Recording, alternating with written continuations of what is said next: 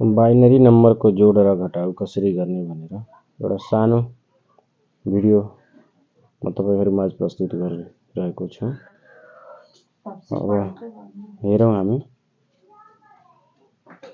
यो बाइनरी नम्बरमा 1 र 1 जोड्दाखेरि 1 अनि प्लस 1 गर्यो भने यो 10 हुन्छ हाम्रो। अनि 10 को हामी यहाँ 0 लेख्छौं अनि हामीसँग रिमाइन्डर हुन्छ 1। अनि हाम्रो 1 यहाँ छ अनि यसको रिमाइन्डर यहाँ आयो 1 अनि फेरि 1 र 1 भयो हाम्रो। 1 र 1 जोड्यो भने हाम्रो 10 हुन्छ अनि 10 को 0 हुन्छ।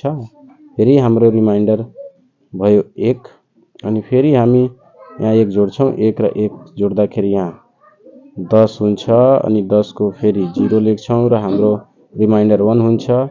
अनि 1 र 1 10 भयो अनि 10 अनि फेरि यसको एउटा रिमाइन्डर आयो 11। 11 भनेको 111 अनि 11 को हामी लेख्छौं अब 1 अनि हामीसँग फेरि रिमाइन्डर हुन्छ 1।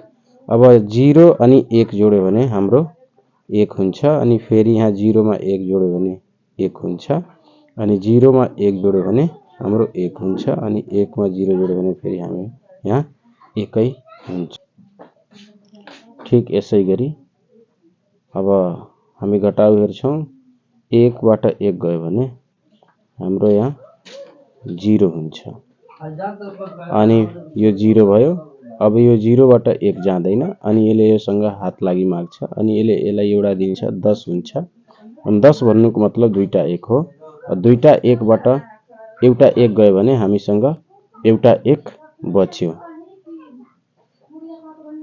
अनि यहाँ भयो 0 अनि 0 बाट 0 गयो भने 0 भयो अनि 1 बाट 1 गयो हाम्रो त्यो पनि 0 भयो अनि 0 बाट 0 जाँदा 0 नै हुने हो।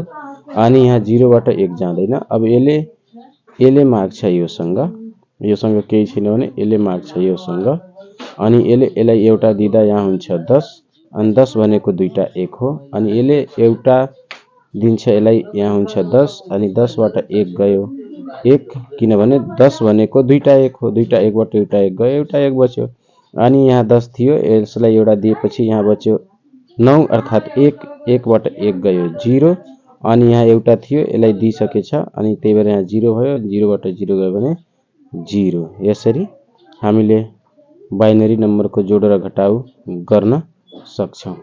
धन्यवाद।